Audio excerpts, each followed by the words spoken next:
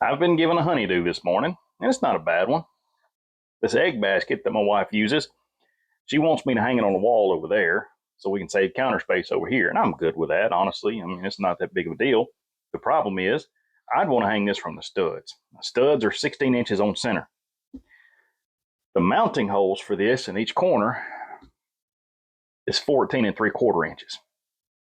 Now, to me, that doesn't make any sense. I don't know why somebody would make something that's designed to be hung on the wall with mounting holes that are 14 and 3/4 inches apart when studs are 16 inches on center. That makes no sense to me, but we're going to fix that today. So follow along and I'll show you how. So here's what we got, and here's what we're going to do.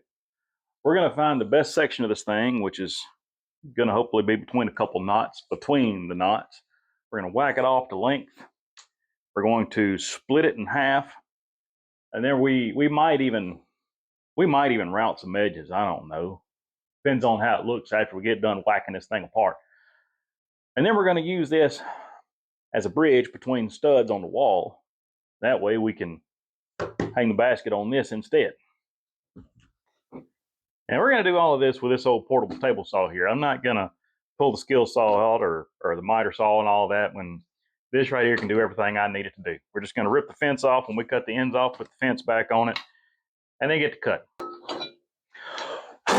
All right, so the first thing I'm going to do is measure the distance. So I've got a big knot right here, and I got a big knot right here, and I want to make sure that there's 16 inches between them. I can look at it and tell you there is, but I want to see just how much there is between them.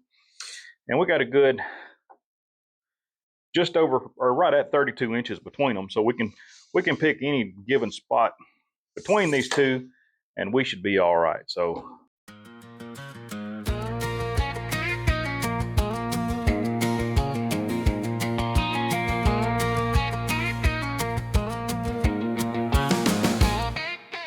Actually, I'm going to go a little over 16 because 16 is center to center. I'm actually going to go to 18, which is right here. I'm going to square that off.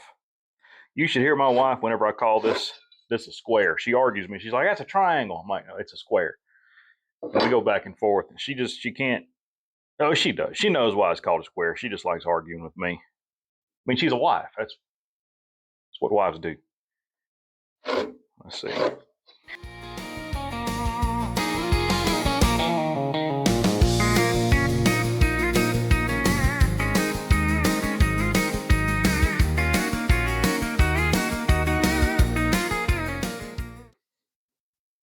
So we have an issue. And no, it's not that my wife came home. She's welcome at my house anytime. I was going to set up my router table. It's just a homemade router table. But for reasons, there's no reason in explaining it all, it wouldn't work. My table is no good. So I'm going to attempt to do something that I'm no good at. And I'm going to route this thing by hand. The good thing is, I don't know what I'm doing with this that way. So you may get some serious enjoyment out of watching this. I don't know. We'll see.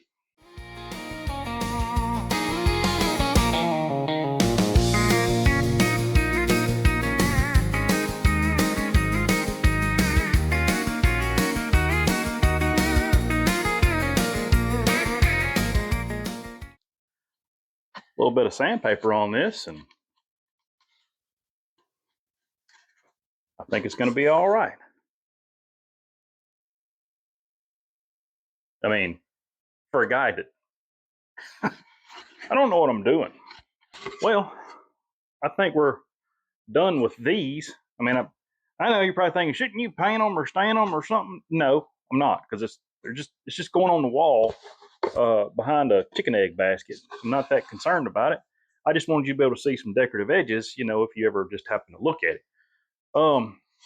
What I am going to do is I'm just going to drill some pilot holes 16 inches apart, because 16 inches apart is where the hole should be. 16, not 14 and 3/4. So here we are back at the basket. So I know that these are 14 3/4 inches apart, but I want to take a measurement from the top mount to the bottom mount, and that is 12 inches. So I know that the center of one board to the center of the other board needs to be 12 inches. But I'm going to use my level and scribe a line across the wall to lay the board up against. So that I know how wide the boards are, so I'm going to take half of that width and go that far above where I want the top edge of this to be to mount the board. Let's go do that now. So here we are on this wall, and I've already got one screw put in it just to hold it up here, so it'll be there while I show you this. But I've got a little line scribed across there with a pencil that I have the top of the board up against, and I'm going to lay that level up there if I can get it to sit. I don't know if you can see that bubble is just a hair off. Let me get out of the way. That bubble is just a hair off. I'm going to pick this up just a touch. I've only got one screw in it on the opposite corner. Right there. So I've only got this screw in it holding it on. That's the only one that's in there right now. It's just got enough tension that I can adjust it the way I need to. So now that I know that it is level, it is in the studs, or lined up with the studs. This one's in the stud. These two are sitting over top of stud. I'm now ready to just go ahead and anchor this dude down.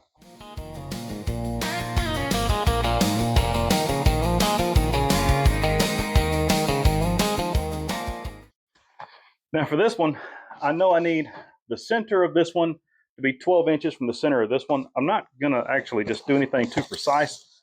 I'm just going to kind of guesstimate it here.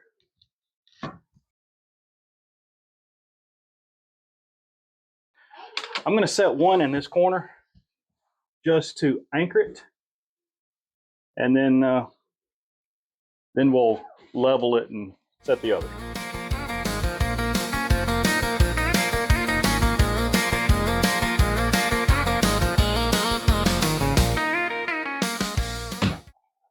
They're there. Don't judge me for this. The internet people did this, not me. All right, so now I'm going to take the basket. I'm just going to put it up here where it's going to go. This part doesn't have to be perfect. And with me doing it, it's not going to be. But I'm going to get it to where it looks right. I'm going to mark where the holes are that I'm going to use. I'm going to drill pilot holes.